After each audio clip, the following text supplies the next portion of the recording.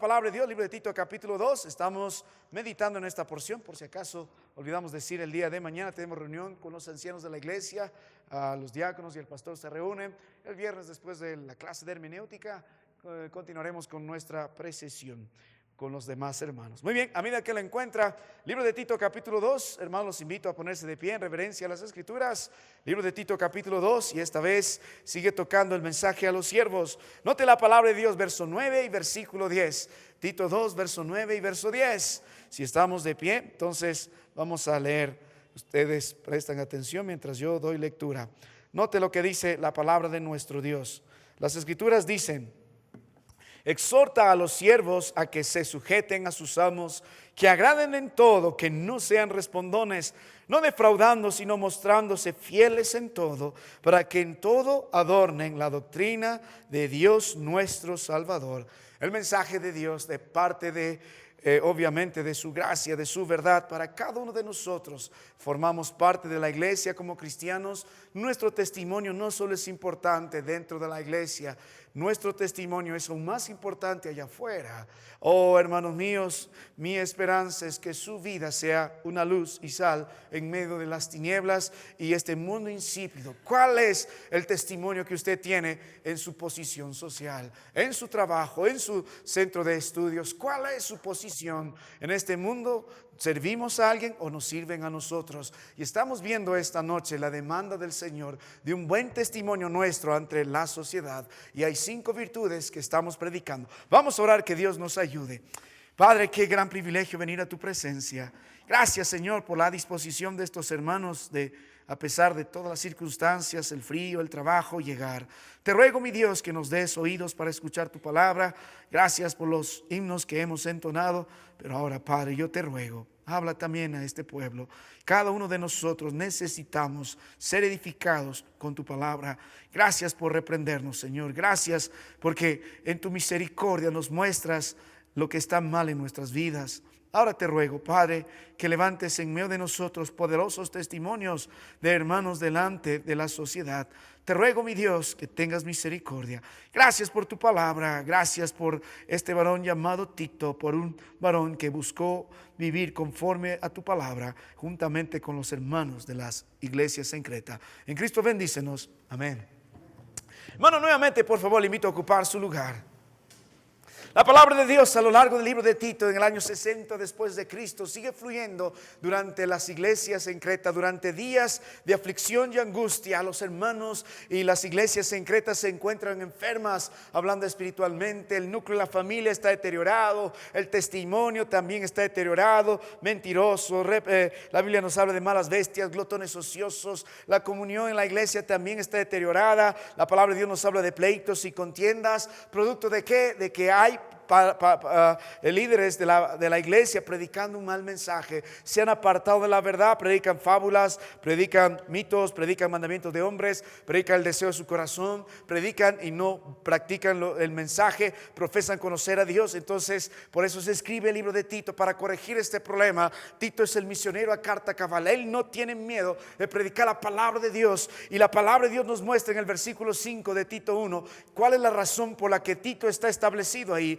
Y la palabra de Dios dice: por esta causa te dejé en Creta, para que corrigieses lo deficiente. Entonces Tito tiene el trabajo de tomar la palabra del Señor y predicar las escrituras y corregir lo deficiente. Si queremos nosotros tener una iglesia saludable, familia saludable, un testimonio saludable, una comunión saludable, necesitamos volver a la verdad, la palabra de Dios. Entonces Tito tiene que sentar a este grupo de falsos maestros, a este grupo de mentirosos, habladores de vanidades, que están ocupando cargos y están destruyendo la iglesia. Predicas un mal mensaje, tienes malas prácticas en la casa del Señor. De eso se trata el mensaje de Tito. Queremos que la iglesia sea saludable. ¿Y qué necesitamos? Hermanos saludables. Tienes que poner en liderazgo hombres irreprensibles conforme a la palabra de nuestro Dios. Y en segundo lugar, tienes que trasladar todo esto a los hermanos de la iglesia. No solo el anciano, no solo los diáconos deben vivir conforme a la palabra del Señor, sino que cada uno de los hermanos de la iglesia también.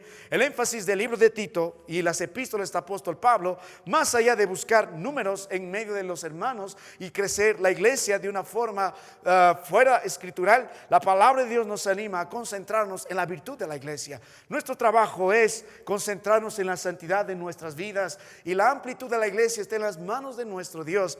Y el libro de Tito capítulo 2 verso 1, la palabra de Dios extiende esta verdad a cada hermano, pero tú habla lo que está de acuerdo con la sana doctrina. Todos quieren tener la sana doctrina, todos predican la sana doctrina. Hoy está de moda la sana doctrina. Incluso llegan a la iglesia tocando puertas de varias denominaciones y dicen: ¿acá se predica la sana doctrina? Y a veces nos confunden como hermanos reformados. Nosotros no buscamos reformar la iglesia católica, no estamos ser reformados, ya tenemos la palabra de nuestro Dios.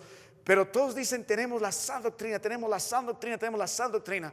Y más allá de un conocimiento profundo y teológico sobre muchas verdades de la palabra de nuestro Dios, la sana doctrina se llama sana doctrina porque el Tito nos muestra, y en las otras epístolas como 1 y 2 de Timoteo, es por el resultado. Yo puedo tener un gran título, puedo tener, o cada uno de nosotros sostener un testimonio amplio de conocimiento bíblico, de estudio bíblico, pero nuestra vida, si no se asemeja a la palabra de Dios, no tenemos nada de sana doctrina. Si no somos lo que la palabra de Dios espera que seamos por la obra de la gracia del Señor y el poder de Dios obrando de manera sobrenatural en nuestras vidas a través del Espíritu, que es el agente que nos santifica, entonces no tenemos nada de sana doctrina. Usted quiere conocer la verdad de una iglesia, solamente mire a los hermanos en liderazgo y a los hermanos miembros de la iglesia, su vida, y verá si es sana doctrina o no. Si ellos viven continuamente en pecado, si no son irreprensibles, si siguen viviendo tras este mundo, tratando de agradar al Señor y tratar este mundo, no hay sana doctrina en sus vidas, no hay sana doctrina en las familias. La sana doctrina es el producto de la obra de Dios en nuestras vidas tras la predicación de la palabra de Dios. Entonces Dios espera que la iglesia viva conforme a la sana doctrina, y en lugar de mostrarnos grandes puntos teológicos, la palabra de Dios nos enfatiza nuestra vida práctica. Y en el versículo 2 en adelante hay 5 estándares de una iglesia que vive conforme a la sana doctrina. ¿Quiere encontrar una iglesia que vive conforme a la sana doctrina? Más allá de la iglesia bautista, más allá de iglesia bautista reformada, más allá de cada uno de lo que usted quiera ponerle los títulos, tiene que ver la vida de la iglesia, desde los líderes hasta el último de los hermanos miembros de la iglesia. Y la palabra de Dios nos da estos 5 estándares. No son un ideal, el contexto es lo que se espera, es el promedio. No es quiero llegar así, no, es el cristiano promedio. Y Dios dice: vamos a segmentar a los hermanos de esta forma. En la primera parte, en estos primeros 4 estándares, la palabra de Dios va a hacer el énfasis de la vida en la iglesia de los hermanos. Hemos hablado de los ancianos, cómo debe ser el hombre mayor en la iglesia, y básicamente la palabra de Dios nos dice: sanos en la fe, en el amor, en la paciencia, seros, prudentes, su naturaleza, su carácter y su responsabilidad, llamados a ser ejemplo. Una gran bendición tener hermanos ancianos que con los años han mostrado su fidelidad, su santidad, y han sido de bendición a la iglesia. La palabra de Dios en el versículo 3, el segundo estándar: esta es una iglesia que vive conforme a la sana doctrina. Así viven los ancianos. Ahora mire cómo viven las ancianas, las mujeres mayores en la iglesia. Básicamente la palabra de Dios nos dijo: reverentes en su porte, no calumniadoras, no esclavas del vino, y hemos hecho el énfasis en su responsabilidad, maestras del bien. Ese es el ministerio de cada uno de nosotros. Si bien es cierto, no todos predicamos, no todos tocamos instrumentos, pero todos tenemos un ministerio. Nuestro ministerio consiste en nuestra propia vida. En nuestra propia vida. No intenten, sino sean. Entonces la anciana debe ser así. ¿Y cómo debe ser la mujer joven? Verso 4, que enseña a las mujeres jóvenes a amar a sus maridos, a sus hijos, a ser prudentes, castas, cuidadosas de su casa, buenas, sujetas a sus maridos, con este propósito: para que la palabra de Dios no sea blasfemada. La mujer joven debe vivir así. Básicamente la palabra de Dios rescata su naturaleza, su carácter, su responsabilidad en santidad. Usted puede mirar a las niñas de nuestra iglesia y en la manera en que ellas se conducen, visten y viven delante de sus padres o en su casa, pueden conocer o no si conocen la sana doctrina. Si no son reverentes en su porte, si no están preparando su vida para cumplir el propósito de Dios, si están vistiendo esos trapos verdes y tratando de protestar contra todo, cambiando el rol que Dios les puso, van a tener problemas. Ahora, note la palabra de nuestro Dios, el trabajo de los jóvenes. Verso 6, exhorta a sí mismo a los jóvenes a que sean prudentes. Para los varones jóvenes de la iglesia, el mensaje es sencillo. Cada uno ha pedido al Señor que sea prudente, mujer mayor, hombre mayor, señorita, pero Dios pide al joven constantemente, debe ser reprendido para que sea prudente. Hemos visto que es el grupo más vulnerable de la iglesia. Por eso Dios en 1 de Pedro capítulo 5, en el verso 8, en el contexto que los jóvenes se sujeten, dice, ten cuidado porque vuestro adversario el diablo, como león rugiente, anda buscando a quien devorar. Tanto Pablo como Pedro, el apóstol gentil, el apóstol de los judíos, dicen, ten cuidado con el grupo de jóvenes, aunque son cristianos, su corazón tiende a ser imprudente. Anímalos constantemente a que sean prudentes, dueños de sí mismos, que tengan sabiduría para conducirse. Entonces, muéstrame un joven prudente, en santidad, un joven que constantemente se humilla ante la presencia del Señor, se sujeta al Señor. Le mostraré un joven que vive conforme a la sana doctrina. Entonces, la palabra de Dios ya nos ha mostrado y hemos estudiado arduamente semanas, incluso meses, la vida de cada hermano en la iglesia. Este es el que vive conforme a la sana doctrina. ¿Quiere conocer una iglesia? Mire la vida práctica de sus miembros. ¿Quiere conocer una familia? Mire la vida práctica de la familia. ¿Quiere conocer a un buen hermano en el Señor, una buena hermana en el Señor? Solo mire su vida práctica. Si no está conforme a la palabra del Señor, si no es sano en la fe, entonces no conoce nada de la sana doctrina. Puede tener un conocimiento, puede tener cierta persuasión intelectual, pero no ha sido afectado por la palabra de Dios. Se llama sana doctrina porque produce hermanos sanos en la fe. Ahora note la palabra del Señor, hermano, meditando en las Escrituras en el versículo 8.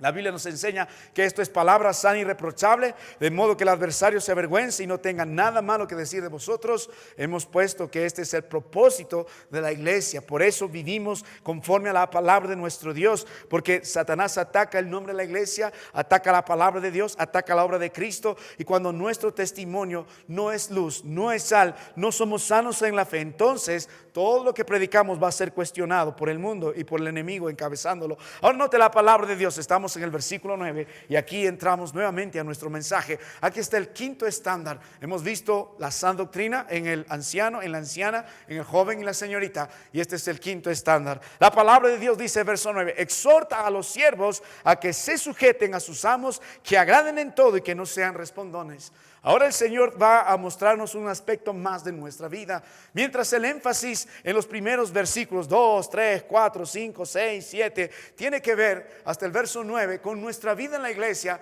el Señor quiere que miremos otra área de nuestra vida, nuestra posición en la sociedad. La palabra de Dios dice, exhorta a los siervos, exhorta a los siervos. Y este mensaje va para tanto la persona mayor de la iglesia o la persona menor en la iglesia. Y hermano, estos principios que están puestos en esta noche por la palabra de Dios para nuestra vida afuera son sumamente importantes. Seas cristiano o no seas cristiano, esto es sumamente importante. Antes de comenzar la tercera etapa, hablamos un momento con los varones que están construyendo, desde el que está encargado, el gerente de la empresa, el supervisor de obra y cada uno de los que están ahí trabajando en maderas, en fierro, los que constantemente han estado con nosotros. Hemos predicado este mensaje. A ellos también les va a servir, pero obviamente a nosotros como cristianos con mayor razón, porque la palabra de Dios espera un desempeño nuestro conforme a la sana doctrina ante nuestra sociedad. La Biblia nos animó vez tras vez ante el Señor Jesucristo y saliendo de su propia boca, que nosotros vivamos, como dice Mateo 5 a partir del verso 13, siendo luz y siendo sal. La palabra de Dios dice, vosotros sois la luz del mundo. Nuestro trabajo en la sociedad es ser luz. Cuando vemos la naturaleza de la expresión siervo, nos involucra mucho a nosotros. Si bien es cierto, en este contexto estaba hablando de aquel modo de trabajo de los romanos y del mundo de aquellos días. La palabra aquí tiene que ver con un siervo que ha perdido toda voluntad, es un esclavo, ni sus hijos ni su casa le pertenecen. Él no tiene derecho de dormir cuando quiere, levantarse cuando quiere, no, vive bajo el yugo de la esclavitud, ha perdido todo derecho de libertad. Cuando vimos esto a lo largo de la palabra del Señor, desde Génesis hasta Apocalipsis, la palabra de Dios nunca nos ha animado, nunca nos ha impulsado a romper estructuralmente este tipo de sistemas. Cuando ustedes ven las corrientes sociales, políticas de estos días, de que el problema es el gobierno, vamos a la lucha de clases, porque solo ricos, nosotros los pobres también merecemos, vamos a cambiar el mundo, vamos a cambiar nuestro país, quitemos eso, salgamos a las marchas. Eso es sumamente antibíblico, no está en una porción de las Escrituras. Porque mientras el hombre quiere cambiar desde las grandes estructuras hacia abajo, eso nunca va a pasar. Incluso el gobierno del anticristo, si usted lee el libro de Apocalipsis 18, y cuando lleguemos a nuestro estudio ahí meditaré en eso, él va a plantear la solución desde arriba. Va a ser un gran líder que va a traer paz mundial, va a organizar a todas las naciones, muy semejante a la Torre de Babel. Se va a poner en contra de Dios, en contra de la palabra de Dios, una misma religión, un mismo sistema económico. Él está a favor de la globalización. Es lo que ves en el Antiguo Testamento, en el libro de Génesis, lo que ves, incluso habla de la Babilonia en el Nuevo Testamento, haciendo mismo referencia a este sistema. Cuando vemos la palabra de Dios, el cambio no viene de afuera. El mensaje del Señor Jesucristo dice, el problema está en el corazón del hombre. Ese es el problema. Lo que necesita el hombre es un corazón nuevo, necesita ser salvo. El problema no está en tratar de cambiar todo. No estamos organizando partidos políticos cristianos, no estamos haciendo marchas cristianas. No. El problema, dice el Señor, es el corazón del hombre.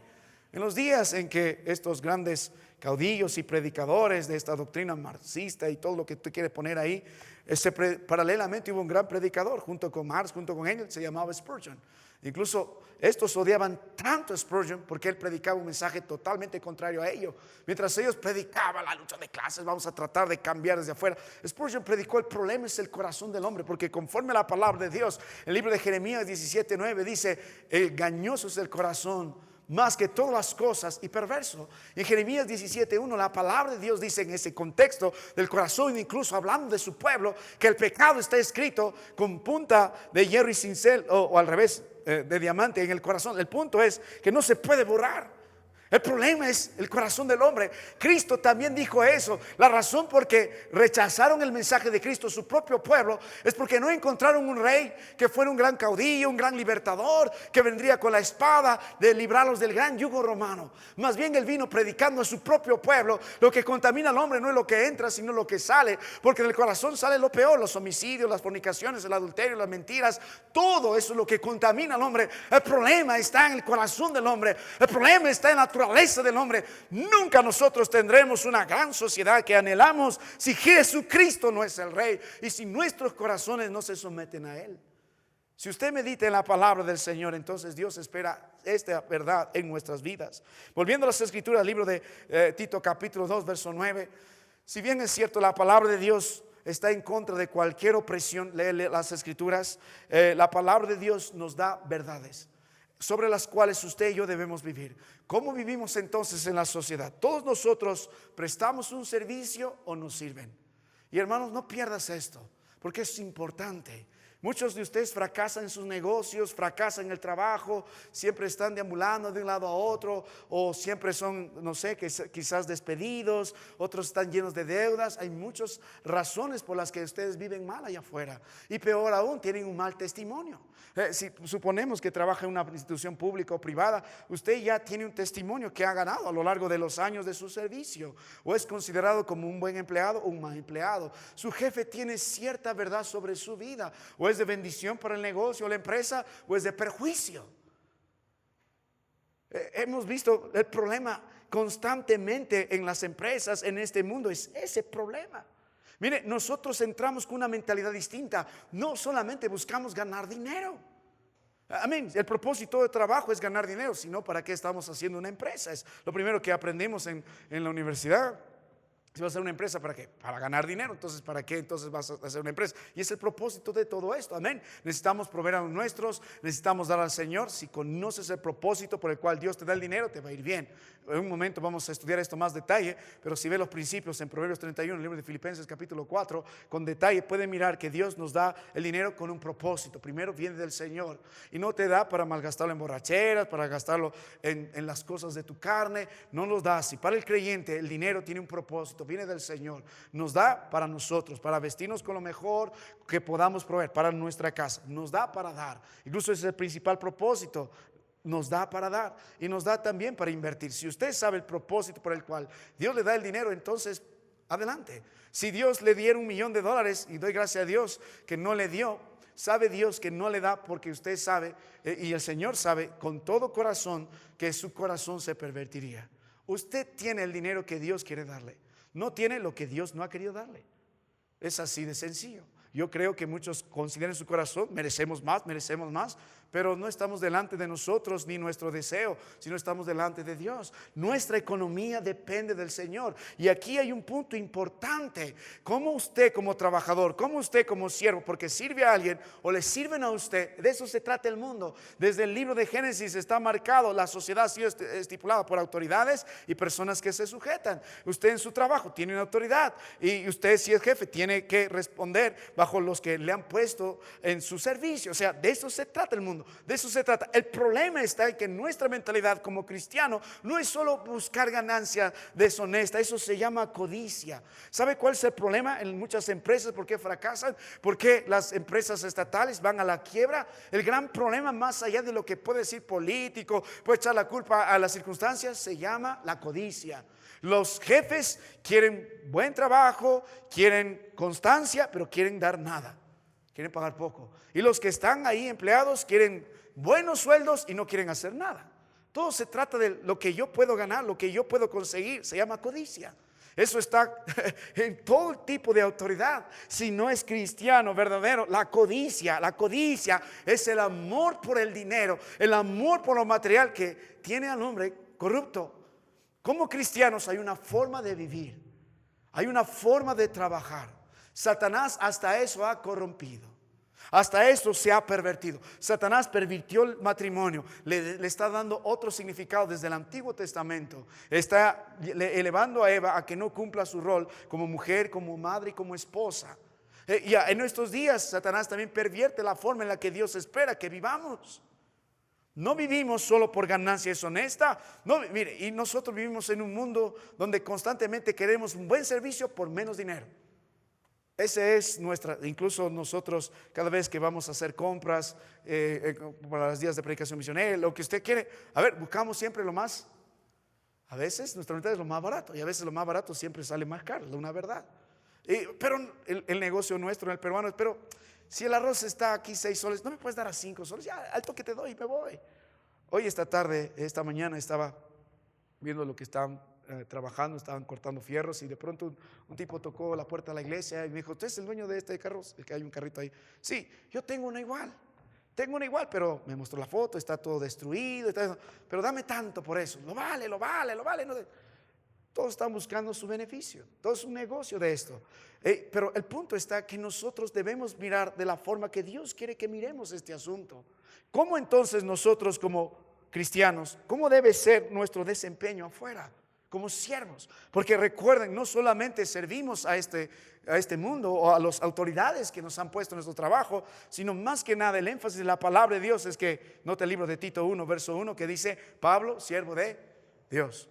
Y esta expresión es especial, la única vez que Pablo se conecta a través de esa expresión con todos los siervos del Antiguo Testamento. Algo nos recuerda, somos siervos de Dios.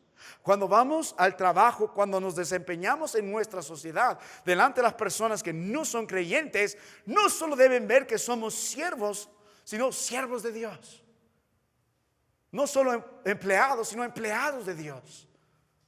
Es la visión que debemos tener. ¿Por qué? Porque si nota el libro de Tito capítulo 2, la palabra de Dios nos dice más abajo. ¿Qué dice en el versículo 10 al final? Para que en todo, o sea, esta es la conducta del cristiano en la sociedad, para que en todo adornen la doctrina de Dios nuestro Salvador. No solo Dios nos ha puesto ahí para ganar dinero, sino el principal propósito por el cual Dios nos ha puesto ahí es para que en todo adornemos la doctrina de nuestro Dios y Salvador. Nuestro trabajo ahí es como una especie de misionero. Nuestro trabajo es ser luz. Nuestro trabajo es ser sal. Nuestro trabajo es predicar el evangelio de Cristo Jesús con nuestra conducta, más que con nuestras palabras, delante de los demás, que Cristo es el Señor a través de mi vida. Es interesante que muchos estamos años en nuestros trabajos y ni saben que somos cristianos. Incluso hablaba alguna vez con un hermano y de pronto se encuentra con otro y me cuenta en su testimonio en el trabajo. El otro era conocido por tardón, por mentiroso, por juerguero, pero de pronto en la conversación sale el mensaje, yo también soy cristiano. Él dijo, yo soy cristiano desde el principio, pero el otro también dice, yo soy cristiano, pero ¿tú eres cristiano? Sí, voy a tal iglesia, sí, todo eso, pero tu vida no evidencia en ningún instante en la empresa que tú eres un cristiano. Nuestro testimonio, hermano, es importante afuera. ¿Cómo conocerán a la primera iglesia bautista de Huancayo? ¿Por el lindo edificio? No. Sino por el testimonio de cada uno de ustedes en su trabajo. ¿Qué tal, hermano, si tocáramos la puerta del jefe suyo y preguntamos, ¿y qué de este hermano? ¿Qué de este joven? ¿Qué tal? Preguntamos a los profesores de algunos, ¿y qué de estos muchachos? Creo que el asunto cambiaría en la vida de muchos cuando se sorprenderían el pésimo testimonio que tienen. Algunos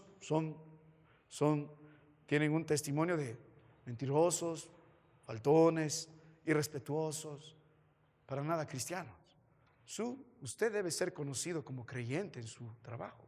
Pero hasta no me han mandado a predicar. Obviamente no vas si te mandan a trabajar, haz tu trabajo. Pero tu vida debe predicar, como dice la palabra de Dios, que Cristo es el Señor y Salvador.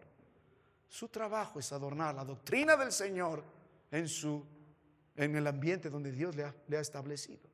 Ahora, ¿cómo logramos esto? La palabra de Dios nos está ayudando. Nota, hermano, estamos viendo que hay 5 virtudes que usted debe procurar cumplir delante de los demás como buen creyente. Como buen creyente. Note la palabra de Dios, por esa razón Dios lo ha puesto ahí. Note la primera virtud, exhorta a los siervos. En primer lugar, ¿qué dice? Eso hemos ya estudiado, que se sujeten. Hemos visto tanto en 1 Timoteo, hemos estado en el libro de Efesios, pero vamos un momento a la palabra de nuestro Dios. Por si ustedes no me creen, note el libro de Efesios capítulo 6. Note un instante, hermano. Libro de Efesios capítulo 6. Note la palabra de Dios. Puede ser que nos estamos equivocando, pero miren lo que dice la palabra de Dios. Pero Señor, exhorta a los siervos a que se rebelen. No dice. Exhorta a los siervos a que se apropien de las propiedades de los dueños. No. Exhorta a los siervos a que se sujeten. Miren la palabra de nuestro Dios en el libro de Efesios capítulo 6. Note las escrituras. Todo este contexto es interesante. Gálatas, Efesios capítulo 6. Note la palabra de Dios a partir del versículo 5 que dice: siervos, obedeced a vuestros amos terrenales con temor y temblor, con sencillez de vuestro corazón, como a Cristo, no sirviendo al ojo como los que quieren agradar a los hombres, sino como si siervos de Cristo, de corazón, haciendo la voluntad de Dios, sirviendo de buena voluntad como al Señor y no a los hombres. Qué interesante es esto. Qué interesante es esto, hermano. Mire, esto es el hermano que vive conforme a la sana doctrina. Usted predicará a los demás, y nuestra iglesia predica la sana doctrina, no por la vida suya.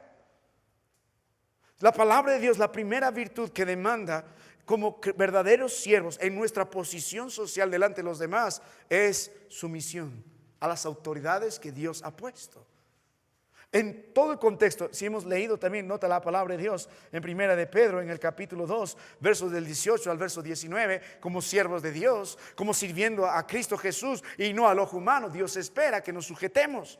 Criados, estad sujetos con todo respeto a vuestros amos, no solamente a los buenos y afables, sino también a los que, 1 Pedro 2, del 18 al 19, a los que difíciles de soportar, porque esto merece aprobación si alguno a causa de la conciencia delante de Dios sufre molestias padeciendo injustamente. Ese es el punto. Usted no debe tener la fama de ser un rebelde en su trabajo, no debe tener la fama de ser un contestón en su trabajo, no debe tener la fama de uno que constantemente usurpa las autoridades en su trabajo. Una de las cosas que pedimos a los trabajadores en esta nueva etapa es: mire, usted tiene que respetar las normas de esta iglesia. No tomamos acá, no fumamos acá, no bailamos acá. Ustedes entienden que estamos haciendo la casa de Dios. No es mi casa, no es su casa, es la casa de Dios. Y Dios está proveyendo para eso. Entonces ellos entienden, se ubican. Y el momento que uno no se ubica, bueno, tendrá que irse. Entonces su vida, hermano mío, delante de los demás es importante. ¿Quiere un buen trabajo? ¿Quiere la bendición del Señor? ¿Quiere que le vaya bien? Más de estar reclamando un buen aumento, aprenda a vivir en sumisión. ¿Cuál es la única condición cuando no debe sujetarse a sus jefes? Y aquí usted también tiene que ganar la batalla. Cuando las autoridades le piden algo en contra de la palabra de Dios, mientras tanto, haga lo que tenga que hacer. Hágalo de buena gana, hágalo como para el Señor, porque lo está haciendo delante de los ojos de Cristo. Más que el siervo del mundo, es un siervo de Jesucristo. Ahora, hermano, este principio de autoridad es sumamente importante, no solo en la sociedad, no solo en el trabajo, no solo en la empresa, sino parte desde nuestro núcleo, nuestro hogar. Dios puso como cabeza, la cabeza de la familia, Cristo Jesús. Luego puso al varón como cabeza, luego tienes a la mujer, luego tienes a los hijos. Cuando la autoridad no es la autoridad, cuando ella usurpa la autoridad del esposo, cuando los hijos en estos días toman el control y son la autoridad en la casa, tenemos caos, tenemos problemas, tenemos confusión, tenemos todo tipo de dificultades. No se puede vivir así cuando nadie respeta la autoridad. Lo mismo en la iglesia del Señor, dentro de nosotros también. Y esto mencionamos desde el principio, desde el día que hemos estado meditando en esto, y también el libro de Apocalipsis lo meditamos. Hermanas, ¿estés de acuerdo o no estés de acuerdo? Dios puso así, en su soberanía escogió al varón como cabeza. No puedes renegar contra ello. Y lo mismo en la iglesia. Dios pide obedeced a vuestros pastores, y nosotros nos sometemos al Señor, nos sometemos a la asamblea. Hay autoridades en la iglesia. Ahora, vuelva a la palabra de nuestro Dios. Vamos a continuar. Nota la otra virtud rápidamente, el libro de Tito capítulo 2. Note las escrituras. ¿Qué más dice, hermanos?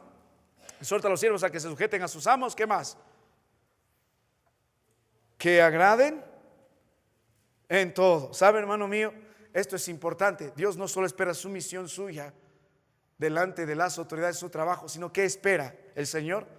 Dice que agraden en todo. Qué interesante la palabra agradar. En la mayoría de sus contextos se usa cuando se habla del Señor, de nuestra responsabilidad de agradar a Dios. Por ejemplo, en Romanos 12, verso 1, verso 2, habla de este sacrificio perfecto, agradable. En realidad, ¿qué significa esta palabra? Básicamente tiene que ver con ser aceptos, tiene que ver con lo que cumple la expectativa, tiene que ver con eso. Ahora, tomando eso de significado y poniéndolo en el contexto, entenderemos algo importante. Sabemos que servimos al Señor, agradamos al Señor. Lo que Dios espera, hermano mío, delante de nuestra vida, frente a los hombres, es que vivamos en la excelencia. Si usted quiere ser un buen trabajador delante de sus jefes, debe tener un testimonio de excelencia. Ese es su trabajo. No puede usted ser un buen creyente y ser mediocre en su trabajo. Si le toca, no sé, área de mantenimiento, debe hacerlo con excelencia. Si le toca, no sé, vender un producto, hágalo con excelencia. Si le toca enseñar, hágalo. No puede ser mediocre. Hermano, es más. ¿Sabe por qué constantemente fracasamos en nuestros negocios, en nuestros trabajos? ¿Por qué constantemente fracasamos? Justamente por eso. ¿Quién quiere contratar a alguien que haga mal su trabajo? Alguien que ofrece algo y no cumple. Alguien que debe hacer eso y no lo hace. Alguien flojo que espera que otro lo haga. Alguien que no tiene el compromiso de hacer lo que se espera que haga. ¿Quién quiere? ¿Quién quiere un flojo en su trabajo? ¿Quién quiere un vago en el trabajo? ¿Quién quiere un faltón en el trabajo? ¿Quién quiere un mentiroso en el trabajo? Nadie. Una de las cosas que nos ha sido de bendición en estos días, en la construcción y el avance por lo que hemos tratado de hacerlo correctamente, es porque el que ha estado a cargo de la obra se ha encargado de poner a alguien en su lugar y que trate de hacer lo mejor que pueda. Porque delante del Señor, ellos saben, no estamos haciendo las cosas así nomás. No vamos a hacerlo así nomás.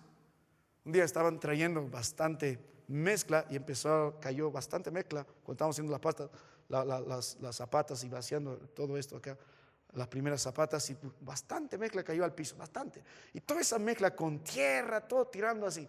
Yo no entiendo mucho de todo esto, pero algo sí sé, no puedes mezclar eso con eso.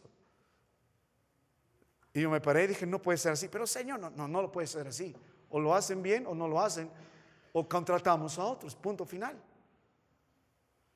¿Qué espera el Señor de nosotros, hermano? ¿Sabe lo que he visto en mi ministerio, en los años que predico la palabra de Dios en esta iglesia y en otras iglesias? El pésimo testimonio del creyente afuera por el trabajo o el servicio que ofrece es terrible. No hay excelencia. Incluso a veces da miedo recomendar uno u otro hermano por los problemas. ¿Cuántas veces yo, pero pastor, tú lo recomendaste, sabía que lo iba a hacer así? Ay, perdón, hermano. Parecía bueno en la iglesia, pero mire su trabajo afuera, una desgracia. Que agraden en todo. Hermano, si usted está puesto delante de los demás, delante del Señor, debe procurar hacer todo con excelencia. ¿Sabe? La mejor propaganda para su negocio no es contratar a un influencer que te haga un viaje de TikTok a tu negocio o poner letreros grandes y luminosos y ven a mi negocio. ¿Sabe cuál es el mejor trabajo? Nunca te va a faltar tu servicio. Si lo haces con excelencia, te van a contratar siempre. Ni necesitas grandes letreros. El otro día, y eso el arquitecto también, hablando con él, viendo un negocio aquí cercano con grandes letreros y ocupando la calle, ocupando vereda, letreros aquí, letreros allá, letreros arriba, letreros al frente, letreros acá. Pasamos y ¿por qué siempre vacío? A pesar que tiene grandes letreros. Y el arquitecto fácilmente deduce, es que el servicio aquí es malo, no es bueno. Si te cocinan mal, te preparan mal y encima te cobran caro, ¿qué vas a volver ahí? Y luego se quejan, pero ¿por qué no tengo? Dios no me bendice, es obvio. Mire la palabra del Señor. ¿Qué más hemos meditado en esto? Note las escrituras, note la palabra de Dios, agradándole en todo. Note la Biblia, el versículo 10, 9, dice, exhorta a los siervos a que se sujeten a sus amos, que agraden en todo. Ahora, dentro de esto también hay que considerar, hermano, no solo la excelencia, sino también la disposición. Hay una verdad, hermano, en la palabra de nuestro Dios que usted debe entender. Debe entender esto. Usted, más que delante del jefe, más que ponerse la camiseta de la empresa como muchos quieren, póngase la camiseta de Cristo Jesús. El Señor es su jefe. Hágalo como para Él. Su disposición siempre debe ser buena en el trabajo. En la palabra del Señor nos muestra dos tipos de siervos. Y delante de Dios, incluso Dios va a juzgar de acuerdo a esos dos tipos de siervos. Tienes un siervo útil y tienes un siervo inútil. Tienes un siervo fiel, tienes un siervo infiel. El siervo útil, según la palabra de Dios, es uno que hace lo que tiene que hacer. Pero el siervo, inútil, es el que hace lo que tiene que hacer. El siervo útil hace más. ¿Cuál es el punto? El Señor en ese contexto está hablando de Él como jefe, Él como dueño de la viña, Él como el Señor del campo. ¿Qué espera de nosotros?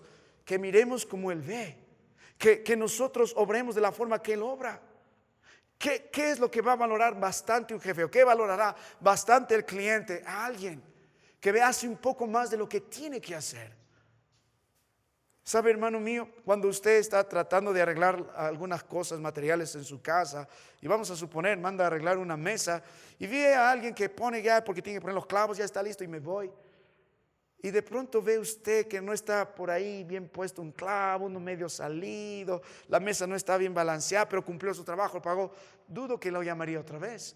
Pero si de pronto ve a alguien que mira bien la mesa, que mide bien, te pregunta dónde debe ir, te pregunta cómo va a ser, si te gusta o no, y encima te da los detalles, es alguien que tú volverías a contratar. Porque su disposición, la manera de ver las cosas como lo ve el propio dueño, lo que Dios espera. Hermanos, ¿sabe por qué le va mal tanto afuera? Porque no vive conforme a la sana doctrina. Su vida debe mostrar ante sus empleadores, ante los que ofrecen el servicio, su misión. ¿Qué más? La palabra de Dios nos ha mostrado excelencia, disposición. Ahora note el versículo 9. ¿Qué más dice? No respondones. La idea es no contradecir por contradecir, no alegar por alegar. La Biblia está pidiendo que respeto. Yo sé que es difícil mantener el respeto en medio de ciertas circunstancias. Una cosa es hablar con firmeza, como el varón llamado Moisés se puso delante del pueblo. Todos estaban jugando, fornicando, adulterando, y él traía la palabra de Dios y se enojó y dijo: ¿quién está por Jehová? Es una ira piadosa en contra del pecado. Ahí nos ponemos en pie. Pero otra cosa es ser un tipo malcriado, respondón, enojón, que constantemente está protestando en lugar de presentar soluciones, forma parte de los problemas, parte de las quejas. Nadie quiere a alguien así. Nadie quiere un respondón, nadie quiere un malcriado, nadie quiere un enojón, nadie quiere a alguien que constantemente se opone sin razón, solo por dar la contra. Mire, la palabra de Dios nos anima a no vivir así. No tengo el tiempo para eso. Ahora vamos a la palabra del Señor. ¿Qué más dice verso 9? Dice, que no sean respondones. Verso 10, aquí está el mensaje. ¿Qué dice? No defraudando. Una expresión importante en la palabra de Dios. Tiene que ver el fraude aquí con ganancias ilícitas, inapropiadas. La idea de un enriquecimiento ilícito. ¿Sabe? Hemos empezado predicando que el problema de nuestra sociedad, el problema de las empresas, el problema de todo lo que usted quiere decir que genera dinero es la codicia del hombre. Es la codicia del hombre. Eso corrompe todo. ¿Por qué quieres entrar a gobernar? Por la plata. Ahora, ¿por qué no pagas a tus trabajadores? Porque quiero yo más plata. Si usted medita en la palabra del Señor, ¿qué espera el Señor entre nosotros? Que dice, no defraudando. Lo que Dios está esperando es honestidad en nuestro trabajo.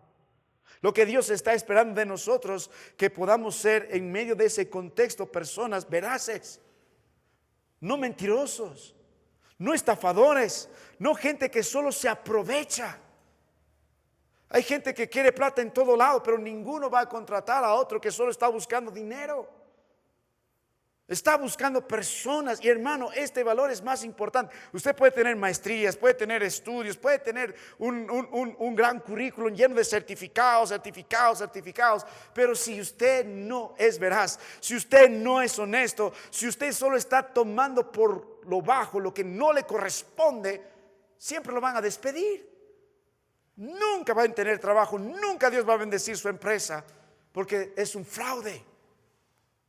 Es un fraude.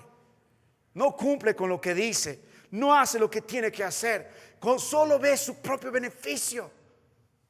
Con tal, nadie lo sabe, nadie lo ve. Mire, hay un caso muy parecido en la palabra de Dios. En el libro de Hechos capítulo 5, note la Biblia, verso 1, note la palabra de Dios. El concepto está acá. Pero cierto hombre llamado Ananías con Zafira, su mujer, vendió una heredad y sustrajo del precio, sabiendo también su mujer, trayendo solo una parte, lo puso a los pies de los apóstoles. El punto aquí era que aunque hubieses vendido en cierta verdad, te quedabas para ti, solo tenías que declarar la verdad en medio del contexto que la iglesia está creciendo. El corazón de Ananías y Zafira maquinaban constantemente fraude. Ellos aparentaban algo que no son. El dinero que deberían dar no lo dieron, se lo quedaron para sí mismos. Incluso en el contexto del libro de Malaquías, Dios va a llamar a ese grupo de ladrones por no dar al Señor lo que debe ser al Señor. Pero hermanos, ¿sabe por qué hay tanto problema en nuestro gobierno? Tanto problema en las empresas, justamente por eso. Hay mucho fraude, mucho robo, mucho mentiroso. Nadie habla la verdad, no hay honesto. Te diré, hermano, si encuentras a una persona veraz, vale mucho en el trabajo. Si encuentras una persona honesta, vale mucho. Lo que constantemente ves a esas personas que aceptan trabajo y nunca cumplen. ¿Sabe lo que estoy más cansado de escuchar? Ya mañana. Mañana lo haremos. ¿Quién va a contratar a alguien que es un fraude con sus palabras? ¿Quién va a contratar a alguien que roba? ¿Quién va a tratar a alguien que no dice la verdad? ¿Quién va a contratar a alguien que promete hacer esto, lo otro y al final termina el trabajo? Es una desgracia y se llama encima cristiano. Mire otra porción de las escrituras. Note la palabra de Dios en el versículo que sigue, verso 9, verso 10. No defraudando, sino que dice, mostrándose ¿qué? Fieles en algunas cosas, en todo. Qué interesante la palabra fiel. Tiene dos acepciones, uno de confiar y otro de perseverar. En el contexto tiene que ver con perseverar. Dice fieles en todo. Describe una virtud valiosa de ser leales, de ser alguien en que tú puedes confiar. ¿Sabe, hermano mío, lo que puedes ver en estos días de su vida?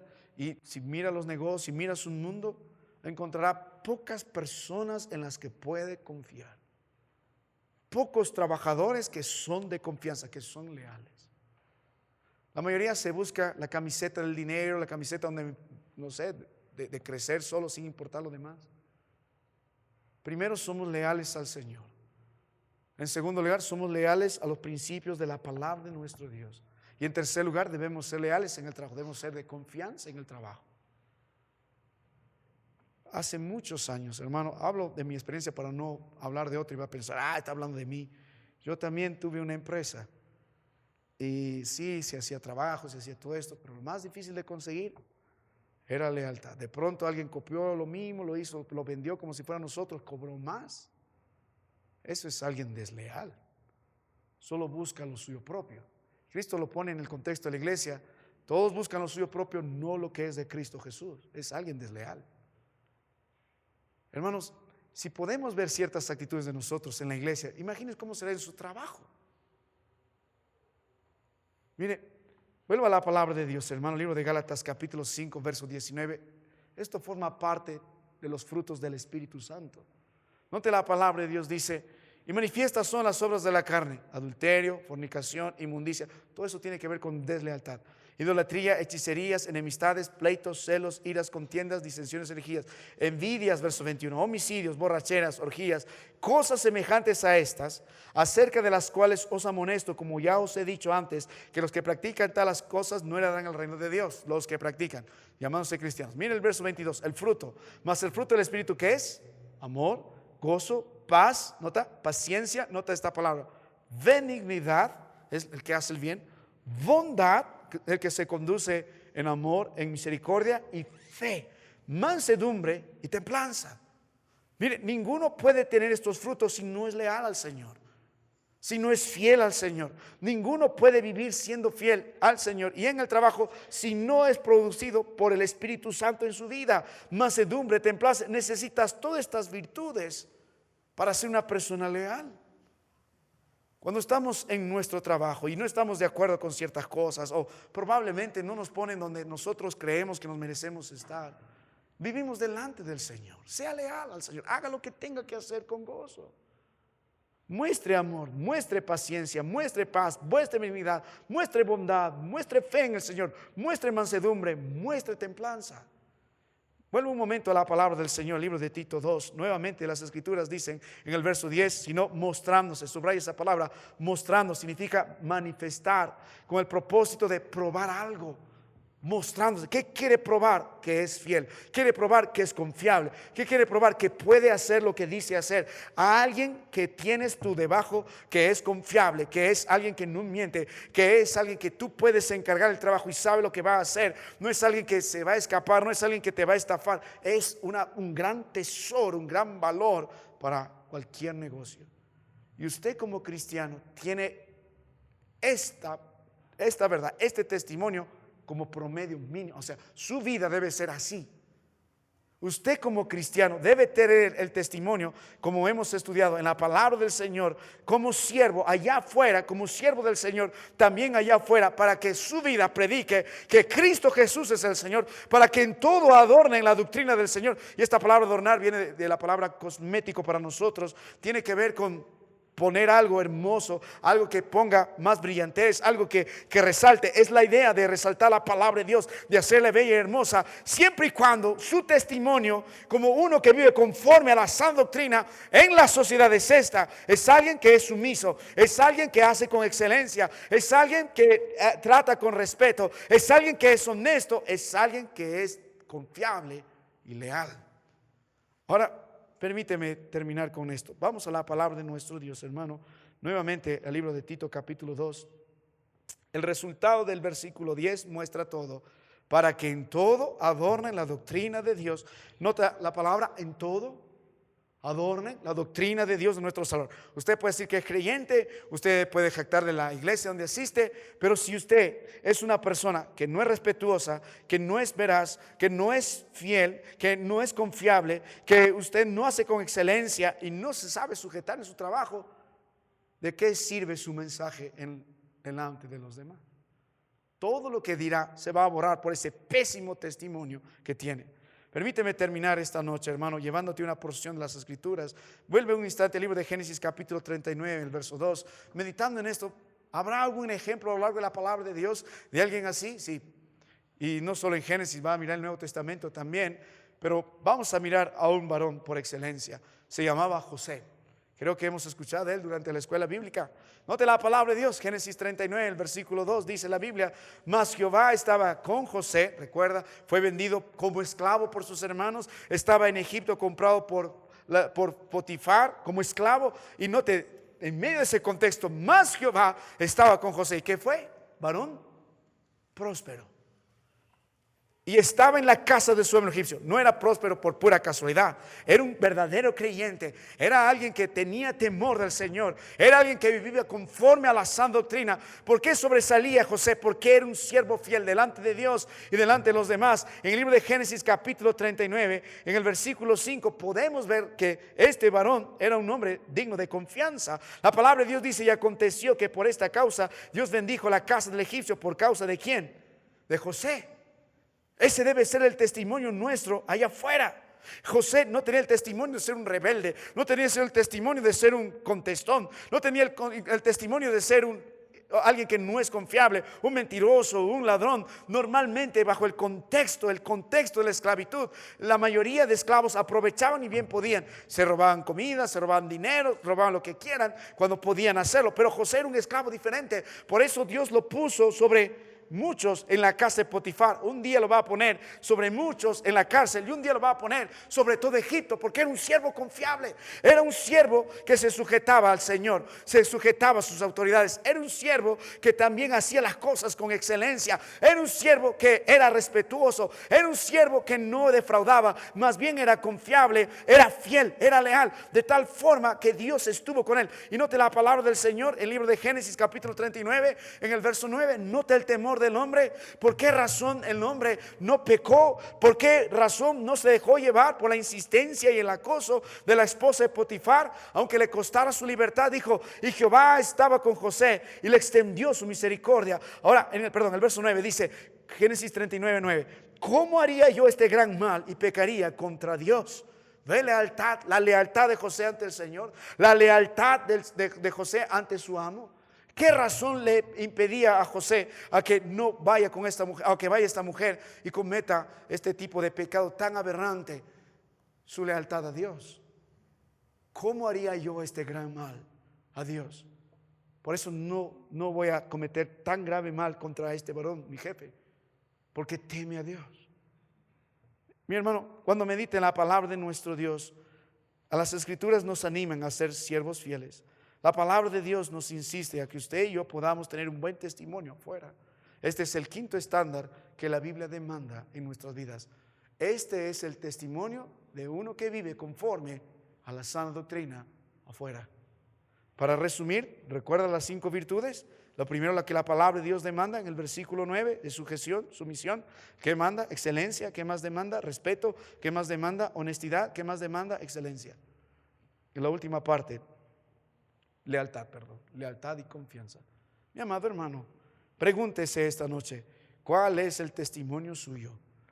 Y si su testimonio, hermano, usted debe dar cuenta al Señor, porque está haciendo de tropiezo para la predicación de la palabra de Dios. Dios lo puso ahí no solo para ganar dinero, sino para predicar el evangelio de Cristo Jesús con su testimonio. Será de gran bendición. Hemos terminado con esta gran parte del libro de Tito capítulo 2. No pierdas las lecciones de la próxima semana, porque vamos a hablar la razón de todo esto, de la sana doctrina. La razón de nuestra vida delante de la iglesia y la sociedad es por la gracia de Dios. Hay 3 lecciones de la gracia de Dios que vamos a meditar y vamos a ver la salvación del Señor. Ojalá vuelva a continuar. Vamos a terminar en oración. Padre, gracias por tu palabra. Gracias, Señor, porque en tu palabra nos reprendes, nos exhortas y nos animas. Toda esta obra es obra de tu Espíritu Santo. Te ruego, Padre, perdona si nuestro testimonio ha sido malo afuera. Límpianos con tu sangre preciosa, que volvamos a ti. Perdónanos, Señor, perdónanos. Te ruego, Padre, ten misericordia de cada uno de nosotros. De alguna forma, todos nosotros hemos dado un mal testimonio. De alguna forma, Padre, no hemos sido respetuosos. De alguna forma hemos sido rebeldes. De alguna forma no hemos sido honestos. De alguna forma, Padre, no hemos sido leales. De alguna forma, Señor, nosotros nos hemos apartado de la verdad. Perdónanos, Señor. Limpia a estos hermanos. Ten misericordia en nuestra iglesia. Levanta verdaderos testimonios delante de los hombres a través de nuestras vidas en la sociedad. No solo somos siervos, Padre, somos siervos del Señor. Permítenos vivir para Él. Y Padre, lo demás está en tus manos. Tú prosperaste a José por tu pura gracia, por un siervo fiel. Puedes prosperar a estos hermanos, no solo hablando, Padre, en lo espiritual, sino también en lo material. No a todos, como dijiste en tu palabra, a Gallo, amado, yo quiero que prospere tu alma, pero también tu salud, porque eres un hombre amado por el Señor, un hombre que hace conforme la palabra de Dios, un buen siervo fiel. Ayúdanos, Señor, a vivir de tal forma que glorifiquemos tu nombre, que tu palabra sea adornada y que Cristo Jesús sea predicado. Gracias, en Cristo te ruego. Amén.